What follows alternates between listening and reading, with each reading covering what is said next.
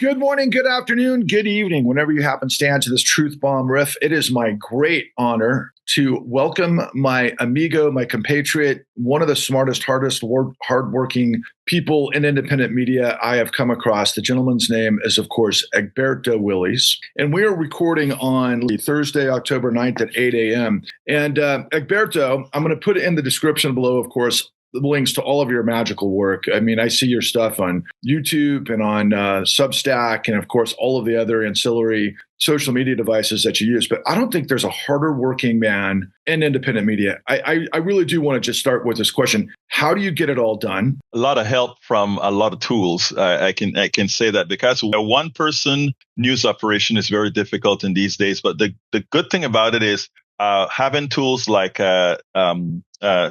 there are Zapier that allows me to dynamically send my transmissions to a lot of places at once. I use a lot of tools for editing, spell checking, all that good stuff. I put it all to use. And I tell you what, it helps a lot. But as you know, as well as I do, we still need people. But to have people, what we believe in is we believe that we have to compensate those who are working. And until our resources grow to that position, we all have to do it on our own, just like you are doing right now, my friend. You call me a hard worker. I call you a very hard worker as well. Well, I'm humbled, and I say this with as much sincerity as I can possibly espouse without, painting the Sistine Chapel. People like you, okay?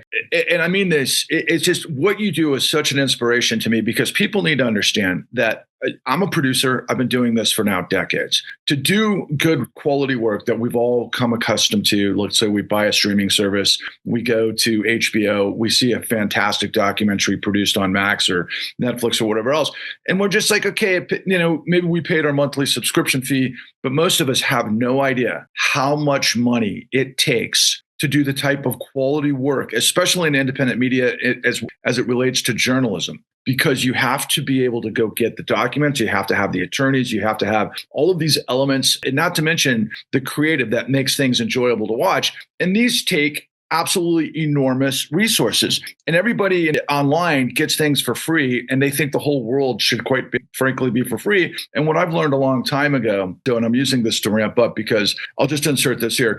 If you can, I didn't mean this to be a discussion for patronage for my colleague Egberto Willies, but if you can and you can afford it, please find a way to support his work because his work is monumentally important, even more so considering the consolidation of media.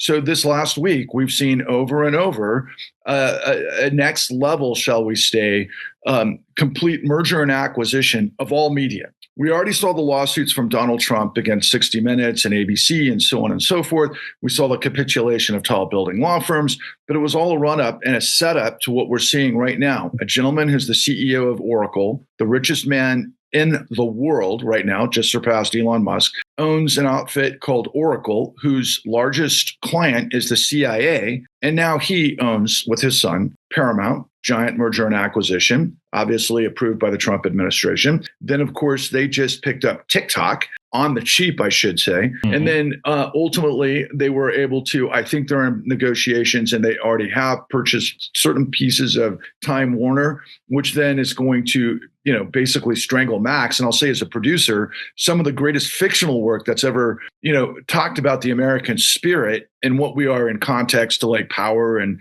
corruption is Warner Brothers, even though they've been around from the beginning. And one of the greatest stories of the American experiment. But I all say this to say, and I want you to respond to this, from where you're sitting, how important, given what I just said, is independent media? It's amazing that you brought that up. First of all, I want to give you some kudos because you've been out there with the con. And folks, everybody who needs to go see the con, or not see the con, but download the con, because it talks about the corruption that we have in our, not only the mortgage system, but our financial system. And you had to go through and make sure that in doing that product, that documentary, that people couldn't come back at you for telling the truth. But that said, this morning, I spoke about what's going on in the media. If you mentioned TikTok being taken over by Larry Ellison, but what a lot of folks don't understand is that pretty soon, the billionaires will control not only the TikTok, not only CNN, but also we have Barry Wise now going to be, for all practical purposes, running CBS. CBS used to be our media standard. Now that's gone. We take a look at one person owning Facebook, Threads, Instagram, and WhatsApp. 4 major social media platforms. We have, of course, a billionaire who owns X, Musk, who owns X. We don't have control of what we hear anymore. In other words, what we hear now is completely controlled by billionaires, which means all the algorithms will be made to cater to those billionaires. You and I can guarantee you, we will be throttled. What that means is they won't kick us off their platforms, but they will make sure that those who have access to what we have to say is limited. And in that regards, what I've been telling our audiences is we have to get back to the old days of the Muckrakers. The Muckrakers, where they worked in paper, where they worked in speaking to each other, where they work in flesh and blood. We are going to have to get back there. Emails. The difference between, I remember when I'm in email hell all of the times, but I try to go through what people are sending me. And sometimes it may take me some time to respond, but I try to go through it because of this that's coming down. The email is a one-to-one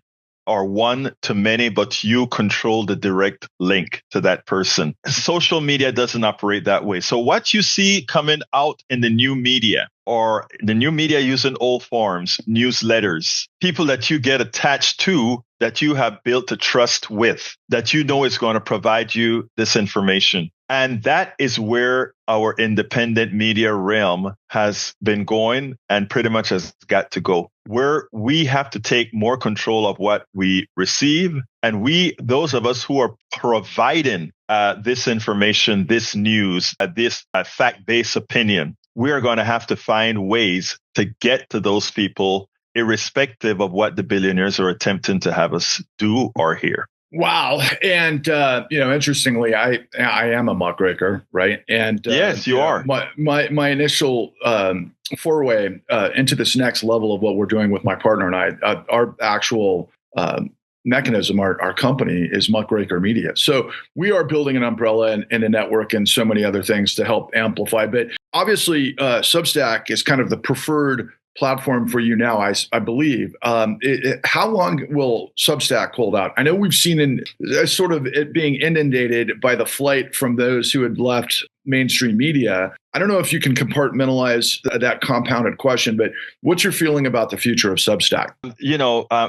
Weems, a friend of mine on Substack, has been writing those articles concerning the entry of all these folks, Marlon Weems, all these folks from the mainstream media. And the reality is we welcome these folks from the mainstream media, but we want them to be a part of what this community is supposed to represent. Now, this community is supposed to represent independent thought, independent writing, complete independence that people gravitate towards. But here's the caveat, or here's what's happening. A lot of these people who were fired from mainstream media, who were let go from mainstream media, while we welcome them here, what they've created many a times is a cabal among each other. In other words, they have just brought what they had, that insular group of people that control our news in the mainstream, who got kicked out because the billionaire said, you're getting a little bit too aggressive against us, so we're going to take you out. And what they've done is, instead of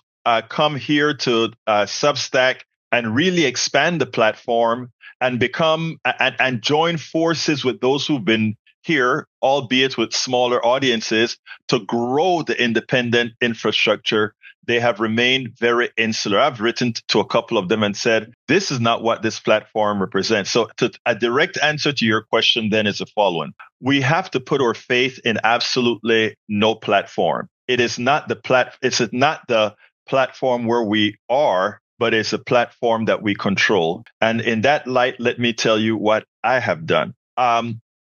I am on the Substack platform. I am on the YouTube platform. I am on the TikTok platform.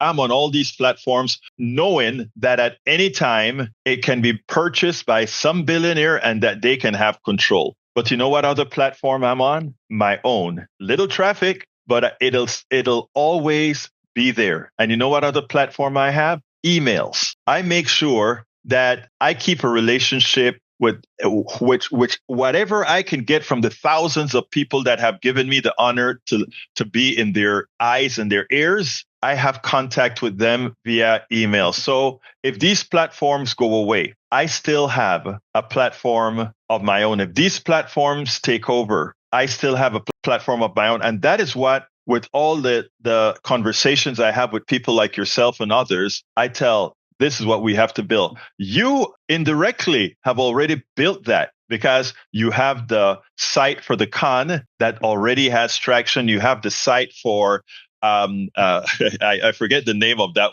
The Clean New Deal. The Clean New Deal. Right behind me. Yep. The Clean New Deal. It's right behind you and I'm not seeing it. The Clean New Deal. In effect, what we have to do is yes, we use these platforms because they have penetrating power. Substack has great penetrating power to reach people. But if Substack goes away, it does not mean that Egberto and Patrick goes away because there's still the Clean New Deal, because there's still the con, etc. And if we, as independent news media people, remember to work with each other. Yeah, we can work with each other on the platform Substack and we can do our reporting on Substack. But if that goes away, to remember that Patrick and Egberto will always be a team. And I will post what Patrick is talking about to my newsletter, and Patrick will speak what I'm talking about to his newsletter, and Marlon Weems will do the same thing. And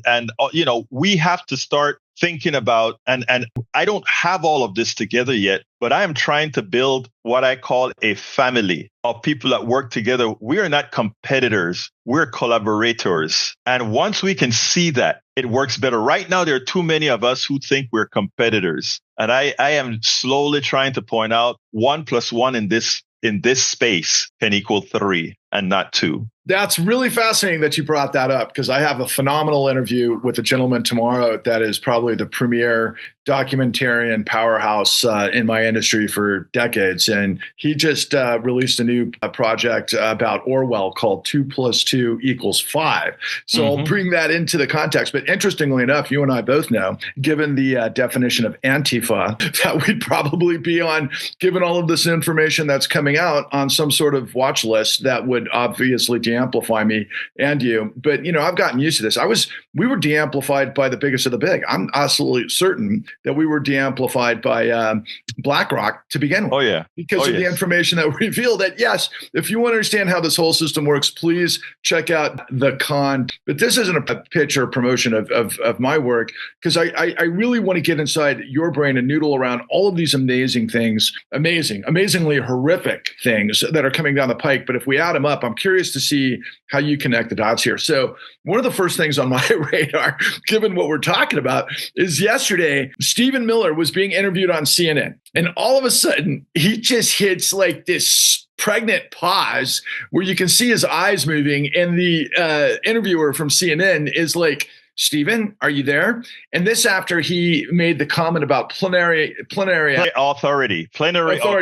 And it's since, I found out from the New York Times this morning, been wiped from the CNN's website. They've gone on the offensive. Apparently, Stephen Miller's like, oh yeah, no, this happened and this is what I did, and they're making fun of it. But then they're doing the quick switch the blame and all of these other things and implicate try to get people's minds off of what he said, how he got stalled, and who was speaking in his ears. The big question that I have: what's your response to how you were reading the situation? Let me tell you what is it that he said that wasn't surprising, because we all knew that Project 2025, while not specifically mentioning the word plenary authority, is actually supports a unitary executive. And if you believe in a unitary executive, you also believe in plenary authority, but they don't quite say that. What got to me was that he wasn't ready to say that. And when he said that, there's a psychologist on TikTok that pointed out that she expressed the classic symptom of when the lies overpower the circuits in the brain.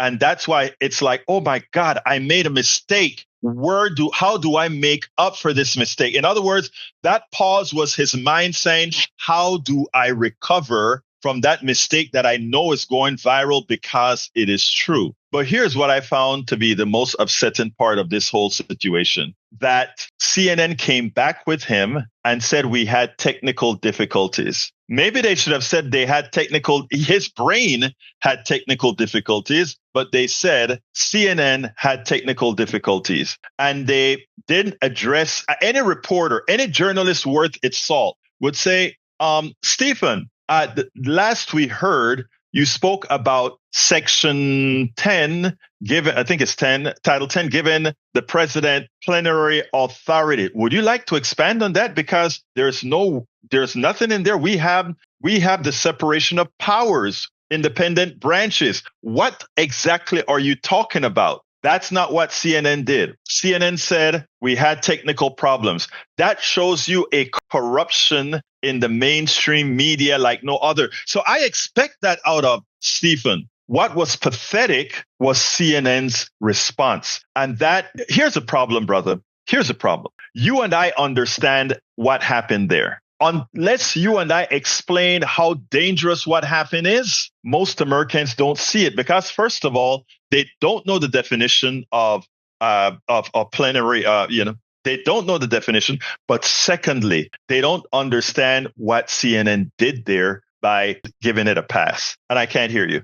I just said right because it's the Truman Show. Look, it's so obvious. And what I can't get over is literally at this stage of the game, and this is kind of my philosophy on it, is that we all know that people, the way I frame it, is that people have to live in the four corners of their reality, right? They come from a family, they have a specific education, they've got a job, they've got responsibilities, they've got this, that, or the other that consume X amount of time that is required to do what they do. Now, if you're a brain surgeon, you got no time to do anything else. In fact, I was just at the doctor yesterday. You can see I have a mark on my nose. I had to get something removed from the dermatologist. And I have this incredibly bright dermatologist she's brilliant. She's absolutely brilliant. And she had in her waiting room, like probably 30 people, right? And she's got this huge staff and she's running around and she's the fastest person I've ever seen in my life. And one thing led to another because she knows what I do and all of these things. And she started asking me questions and I started bringing up some certain things that triggered her because her mind is in the private equity space now.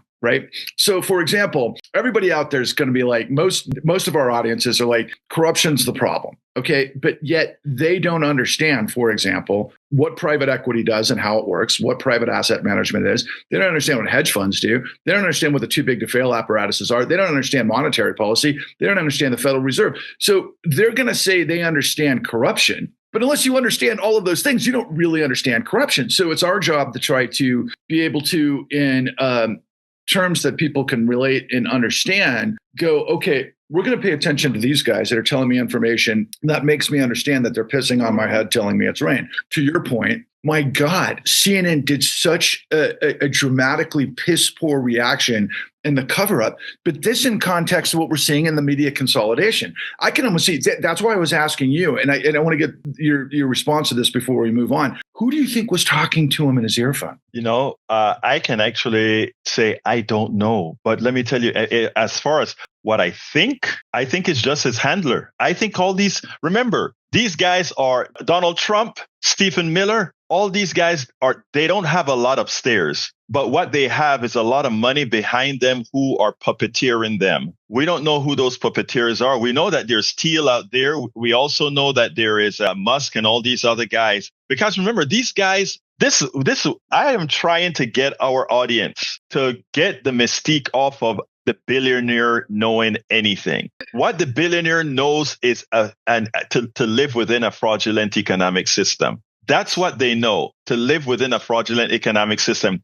But engineers and producers and lawyers and garbage men and street sweepers, all these guys have a craft of value, The craft of the billionaire, and the craft of most of them is how to use other people's intellect, other people's production, other people's wealth in such a manner that they don't have to work for it. They just find mechanisms to take it. And for that, we have ceded them respect. And what I'm trying to do is bust that false bubble. And I have to break across the point where people think, what we, both of us, do is wealth envy. It isn't. It is actually, we want people to earn their worth. And that's it. Look, you have produced a lot from the time that you worked in the Hollywood industry, from the time that you did your research on the con. I still love the con. I mean, that is just a hell of a production that you worked on to inform people. But that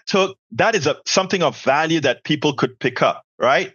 My former years was as an engineer. I built products that Boeing, NASA, all these people use. We produced something. Now we are sharing information. We're using our resources to share. These guys do nothing. That's why Musk could run around the White House with Millie from Argentina with a chainsaw. That's why they have the time to do those things, because other people are working. And then that's why he was so bad at Doge. He doesn't have a clue. So you put him in charge of something, and it's like, oh, you mean if I get rid of USAID because it makes those MAGA people feel good, but not knowing that USAID, a lot of the soybeans and corn that the farmers who support Trump depend on, oh, wait a minute, they are going to be harmed. And then Trump decide, oh, I'm going to put tariffs on selective things that screw the farmers. There are only two answers to that. One is they're very, very dumb in what they did. Or two, ultimately, they wanted to screw the farmers so that agribusiness could buy up their land.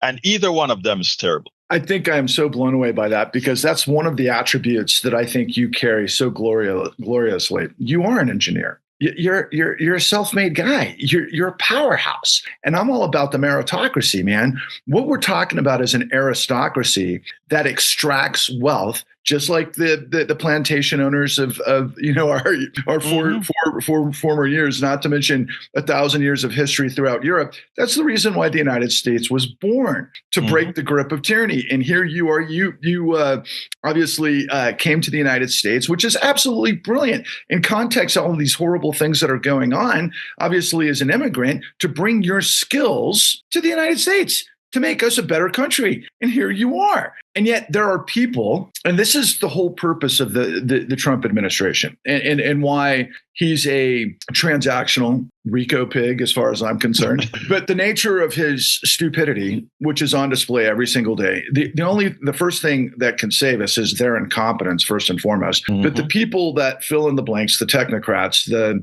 Russell Votes of the world, those that work for the Coke industries, these super high-paid, highly skilled people who understand the system inside and out. Like, honestly, I expected a lot, and I read a lot from Project 2025 prior to the election. So I was on guard. And especially when I saw, as the results came in, that they got both houses of Congress, I already knew that they had SCOTUS. And I knew we were in a world of hurt. And that's what I was espousing throughout my social media. And here we are this many months later, 9 months later, I'll remind people that as we've got so much coming down the pike, right, with this, with the troops and the National Guard from your state in Texas, and we'll talk about that momentarily, up to Chicago and how Pritzker is responding to it, and we'll get to that in a moment. But I have to paint this picture first. Given all of this monstrosity of things that are going on, Donald Trump has literally pocketed north of $7 billion. Imagine that. $7 billion. My friends, the president of the United States, which is the most powerful position on the planet, has a salary of $460,000. His retirement is taken care of, not to mention, of course, all of the ancillary things that come if you're Barack Obama, for example, and Hillary Clinton, Bill Clinton. We could get into a whole menagerie of twists and turns in that tale. But the nature of the presidency is humongous, but it's not a $7 billion salary. This is beyond the worst corruption in the history of the United States. But this is what's insane too, by the way. That's just for the presidency is what I meant by that analogy. But in context of what I reveal here, I've got the pathway to how we provided tens of trillions of dollars illegally to the financial system that constitutes this billionaire apparatus that has a chokehold that's using, Donald Trump as the stupid whisperer.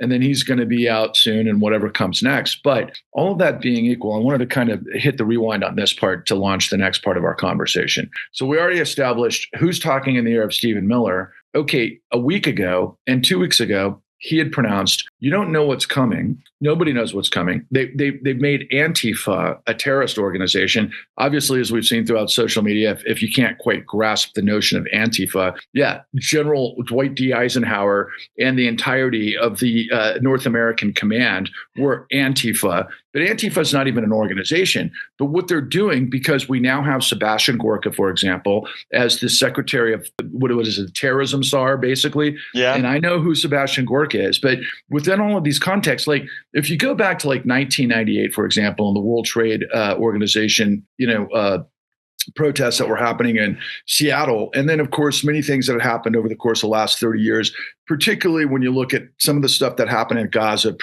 obviously, October 7th. I mean, one of the tools in the modus operandi of specific groups was throwing rocks, burning buildings, doing those types of things.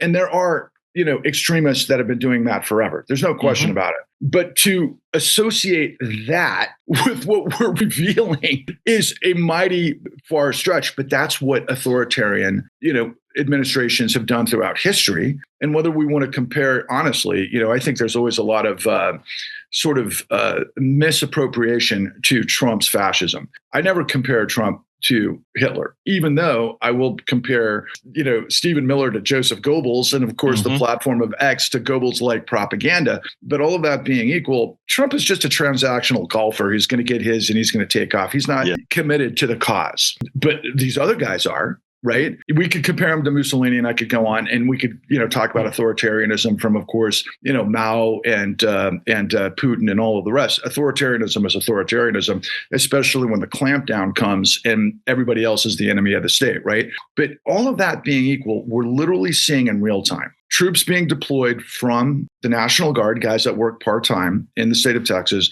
that are going to go work for a five-time deferred bone spur guy who got out of service, 6-time bankrupt, $7 billion looting job, criminal, 34 convicted felon, and so forth. And they're going to go to Chicago to do what exactly? My question, I guess, baked into all of that is your thoughts on what's happening across the country. But B, when is it going to happen? And I'm sure you've thought about this yourself, because there's a lot of people in the National Guard like you, Egberto, honest, genuine, hardworking Americans who believe in liberty and justice and integrity and the way things should work properly. How long is it going to be before they don't follow orders? As far as the Guard is controlled, I think sooner than later. Now, remember, Trump is the people that back Trump, they're pretty smart. That's why they created ICE the way they're created. Note it was one of the highest funded police forces in the last budget. And what they want to do is have a whole lot of ICE running around the country because of exactly what you just said there. How long before they stop following orders? You see, ICE won't, because ICE is comprised of the thugs in America. If you take a look at the people that comprise ICE, you can see who they are. They were interviewing the people getting these $50,000 bonuses, and all of them were full-fledged MAGA. And they want to go crack some heads and beat up some immigrants. Well, they say immigrants, but we know what they really mean. That's what they want to do. So that's the force I think he's going to use. He has some restrictions, about 100 miles or so with the border force, but with the ICE proper itself, I think they have free reign around the country. Now, that said, my concern really is when the generals, whenever the generals think that the executive has overstepped and somehow some one of them does something. Look, I am from Central America. We are used to seeing the different branches of government do things. I think it actually, if Donald Trump does what we think he wants to do around the election time, populating cities with I don't think it's going to be National Guard necessarily, but populating cities with ICE all around, claiming that I'm protecting the booth from illegal voting. I think that is a premise. I think that's what he's going to do. Declare martial law. I think that's what he's going to do. And I think it's up to us. The population, to show the military that this is an illegitimate government. And that will give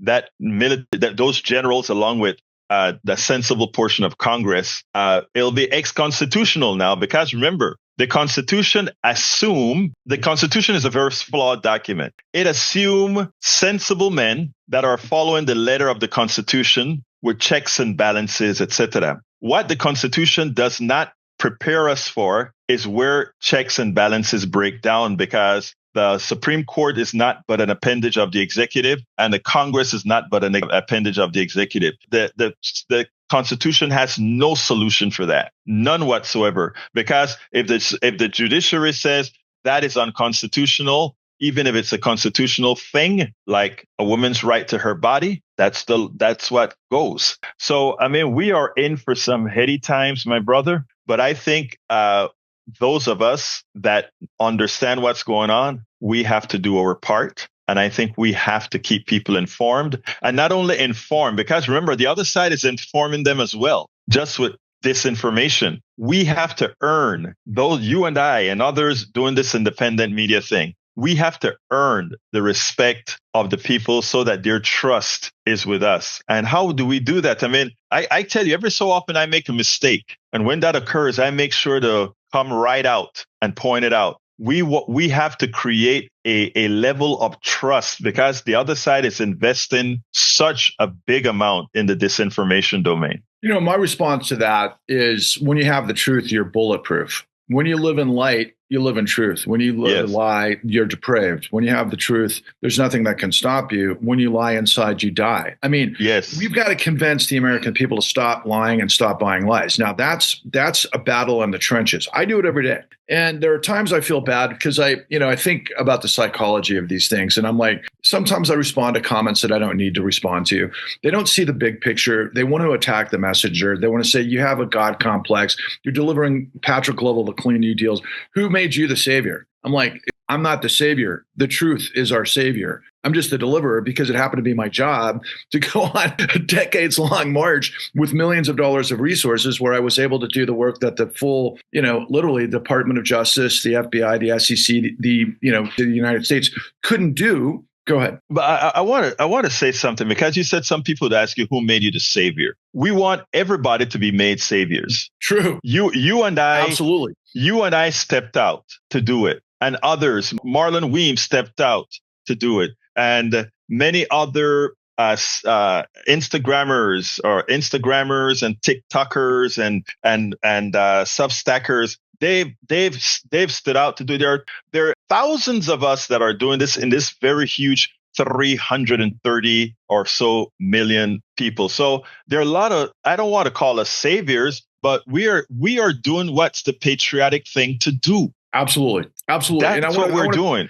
Right. But we're professionals. Okay. The thing, and honestly, because of what we're seeing at CBS, and remind me of the woman's name who's become the editor-in-chief, who's 41. He's like Barry Weiss. Very wise. Not to mention, let's look at, for example, Caroline Leavitt is the press secretary. She was an intern before she got that position. You look at the incompetence of, Hegseth as the Department of Defense, or Department of War. Sorry, Chairman of the Department of War, which is ridiculous. And you saw it on the faces of all the brass looking at this clown, telling them that they've got to get in shape. They're thinking to myself, by the way, I do just a quick side comment on that. When I saw that picture, the first thing that popped in my mind is like, am I watching a South Park episode? I mean, the whole thing was just so ridiculous.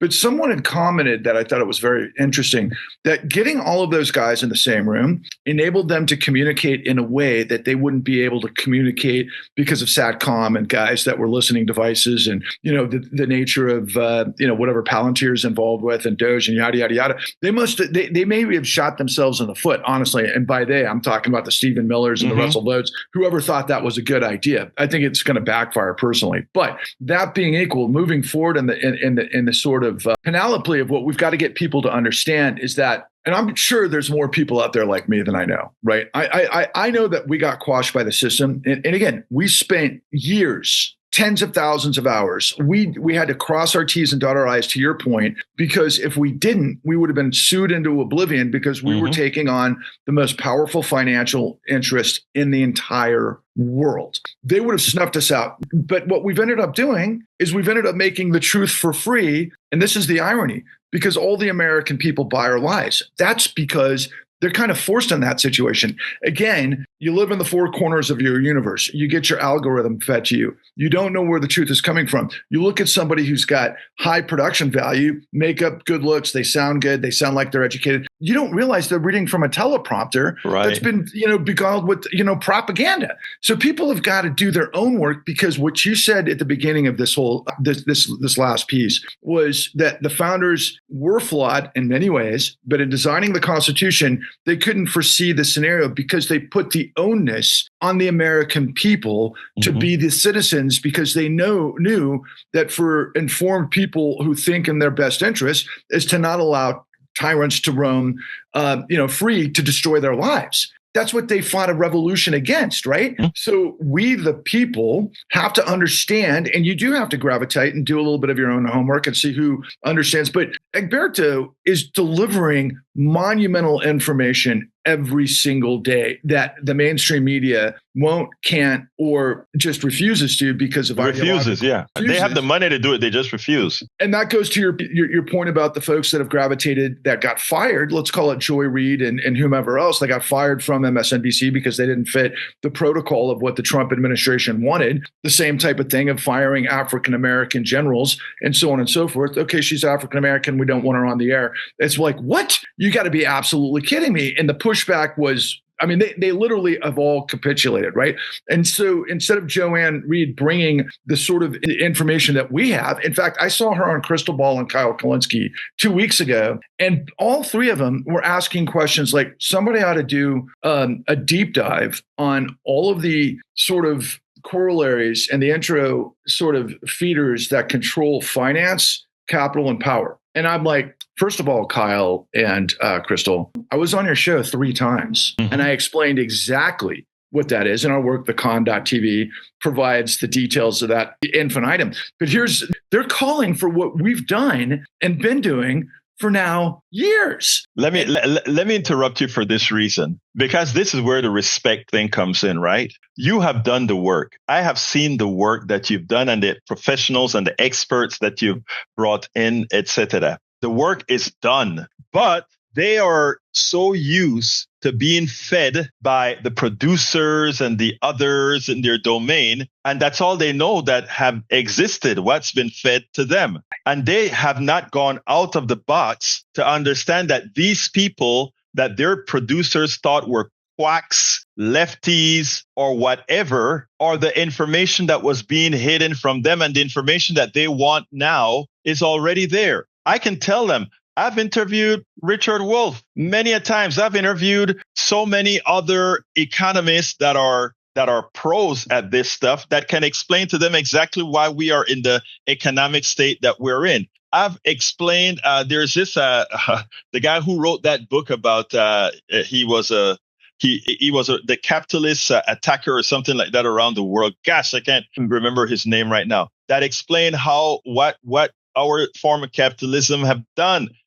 All these things have been done. You've done the complete research into the $6 to $7 trillion or so money that was stolen. How much? 71 trillion, my brother. So we're up now to $71 trillion. That research that was by 2019. Yeah, right. Yeah. That research is done. And here's the deal. They are on this platform now. Imagine if they saw in their feed Clean New Deal, and they saw one of the great interviews that you give to some of these experts and say, maybe I will use the notoriety that I have. Because let's be clear, when they came over to Substack, they all came over with an audience that was ready to feed them because they're well liked. But if you are not in it for yourself or the money only, but you're in it for, look, we get peanuts on the dollar in subscriptions. They get tens of thousands, hundreds of thousands. But we continue to work,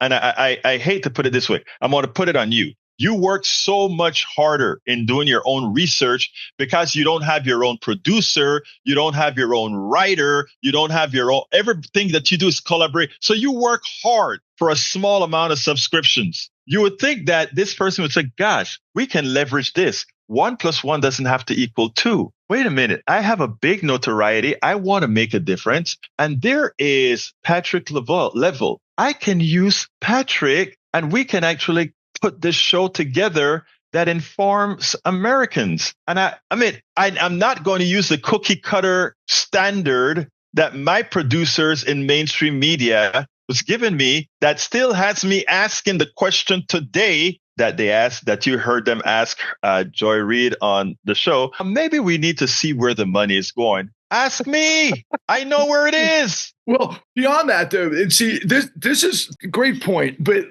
they took their culture. So they never asked the right questions the whole time, right? That's why we had to do the work we did. I got to tell you, I was going through a scenario after the 2008 great financial crisis that lasted about 4 years before I was able to get on this journey where it was like, and trust me, I suffered through more. You lived it. Yeah. It was just horrendous. It was like being in the aftermath of a giant earthquake, a calamity, natural disaster. I mean, it was the avalanche of, the tidal wave of carnage, right? And, trying to survive all of that stuff, you start to ask all of the questions. And one thing I kept noticing from the folks in their velvet holes, they didn't ask questions. They only had the go-to guys that were paid basically propagandists. This is what we've been doing now for literally 14 years. In fact, Rachel Maddow, as good as she is, still hasn't asked the right questions, which is absolutely amazing. And I could go on and on and on about that. But here they are migrating and bringing that brand of, quite frankly, ignorance. Now they're intelligent. They probably have degrees in journalism. Maybe they're very intelligent. But they're still. This should actually appeal to everybody who sometimes feels like maybe things are certain things might be above their sort of comprehension. No, even the smartest people in our country are quite frankly stupid for money. I want to give an example. I interrupt you for this example. I learned a lot from you when you went from the con, when you explained certain things, right? I knew. Look, I'm an engineer. I know a lot of stuff, but I saw, wow. And my audience as well. In fact, a couple of them like, when are you going to bring him on again? Like, hey, very soon. But let me explain what I mean by that, though. Good journalism isn't about you knowing everything. Good journalism is about you being able to bring out the experts and not only bring them out, but ask the right question. And notice how I end most of my interviews because of my ignorance. I would say, what should I have asked you that I didn't? And the reason behind all of that is to, first of all, to give the respect that they have earned, these experts have earned. But secondly, to acknowledge that they are the expert. So why should I know all the questions to ask the expert? They have the platform now. Let us know. Well, exactly. And to that point, so as an investigator on this specific journey, people need to understand that people like myself, but particularly in this connotation, which is huge in terms of how power and money intersect, okay, with politics, quite frankly, because it's all about money. And once you go down, the journey to understand, you're like, oh my God, now it all makes sense. The lights can turn on. But it's really, I became the black box of the crashing American dream, right? I mean, that's really what it was. We all know that when a plane goes down, that you have investigators from TSA go out and they have to find the black box. And why do they want to find the black box? They want to understand the cause and effect so that they can fix the problem. That's how you do it. Again. Yeah. So this particular work is the blueprint for what's created the fascism of now. Because I always say corruption burns and fuels fascism. But I want to finish this because we've only got a few more minutes and I can tell you've got 15 other things going on. Look, take us home based on the focus of the day for you. And short term, as we approach the No Kings, and I will say this as a jumping off point, I'm going to be engaged with the No Kings rally in my city, and then also everybody from the New Untouchables. We're going to roll out, just for your information, something epic that we're going to be able to do that Congress can't do, and hopefully it'll have the backing of the entire Indivisible Alliance and No Kings Alliance, and hopefully we'll be all over the place. So that I want to put that on your radar. But as we approach, based on, because I know you're very active and so forth in your community, and martial law, what's your feeling about how things are evolving, and what do you want to express both in terms of insights and also in caution? First of all, I want us to have October 18th as the largest rally in local spots ever. In other words, I would hope not to have just the big, huge rallies in downtown Chicago, downtown Houston, or anything like that. I want subdivisions to have their own rallies. And that's what we are having here in my locale. We are probably going to put together between 300 to 700 people in my little section here in Houston. In the little section of Conroe, you're going to have 500, 600. I mean, what we want to do is have this stuff so widespread. In other words, it's like a metastasized positive cancer. That authoritarianism doesn't work because the military is not large enough to be everywhere. And if our protest is everywhere, it'll be shown that we have overwhelmed the system, would have gotten to that 3.5% where change happens. So that's the first thing. Please, if you are listening to this right now, find yourself one of these No Kings rally. And if you don't find one, create one. Create one. If it's 3 of you standing up at a store, have a No Kings. Let me tell you, when we did Occupy Kingwood, there were some days it was raining and storming, and I would go out there with the banner and ask my wife to film me with a banner with the rain coming down. Sometimes, stupid me, the lightning sometimes. And there were times that I stayed out there in the rain, and eventually people will start coming because they see you make that stance. I'm asking everybody that's listening to us, everybody should be out there peacefully. If they cuss at you, ignore peacefully. I love you peacefully. If sometimes you see the National Guard as they're coming to you, I love you, guy. You are one of us. Don't let the system fool you, brother, sister. You are one of us. Peacefully, it can be done. So where I want us to be on November 18th is to have the largest performance by Americans ever in history. Now, where does that go from there? I think that will be a message that cannot be unheard or unseen. I got to tell you, you bring a smile to my face every time. When I look at you, I listen to the words you say. I look at your deeds. I look at this composite, incredible analysis, the skill, the brilliance in your production and your editing and all that you do. I don't ever in a million years, I'd never do it anyway, but I say this in the context of the spirit of Martin Luther King. I have a dream not to be judged by the color of my skin, but the content of my character. And here is somebody, Egberto Willies, who exemplifies every single day. He's an immigrant. He's come here.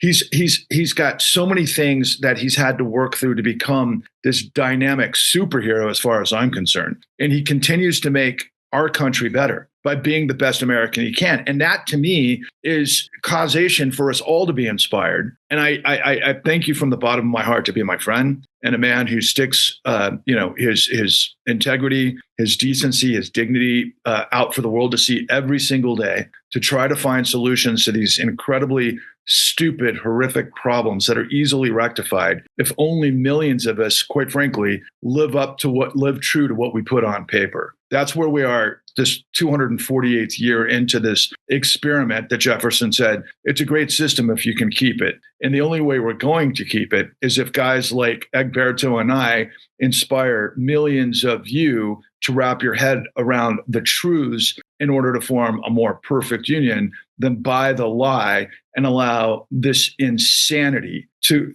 continue to completely make a fool out of our country. But more importantly, it's nakedly corrupt. If you can't keep right in your mind's eye, given all of the superfluous insanity that's happening, that Donald Trump has walked with 7 billion plus, as far as 5 to 7 billion, right?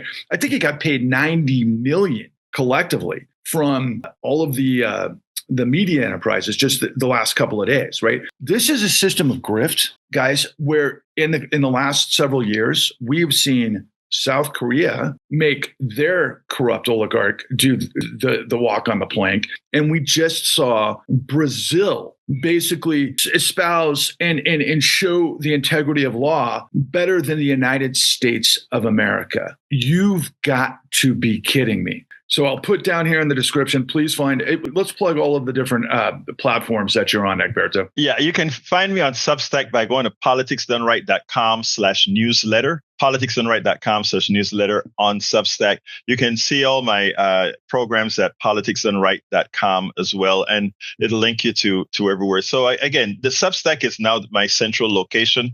But again, like I have mentioned, all of us are going to be collaborating. So if you find Patrick, you can find me. If you find me, you can find Patrick, and with others as well. So I want to thank you, first of all, Patrick, for giving me this opportunity to speak to you and understand as well that the feeling is mutual. Thank you. And thank you. And if you're down in Kingwood, Texas, my friends, please gravitate to Egberto and, everybody join arms and let's do this peacefully. Exactly. That's the only way we can do this. And we know that there are men and women in our armed services that do understand that they gave an oath to the Constitution. Not, what do we call them? The Orange Julius, what are some of the... I don't remember. I know what you mean, though. Yeah. Right. Anyway, but listen, all the respect and appreciation and love to you, my brother, and we'll be in touch soon. Thank you so much for your time this morning. Thank you, brother. Have a peaceful day.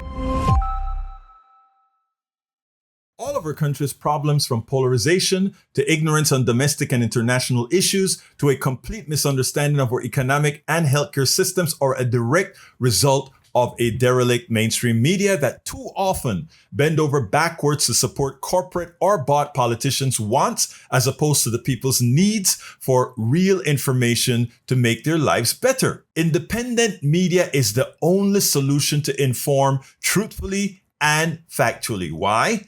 Because our loyalties are to you, the ones who fund us with small dollar contributions and subscriptions. Please consider supporting our independent media platforms by subscribing to our Egberto Off the Record newsletter at politicsdoneright.com/newsletter. Again, that is politicsdoneright.com/newsletter. It's an investment that pays incalculable dividends.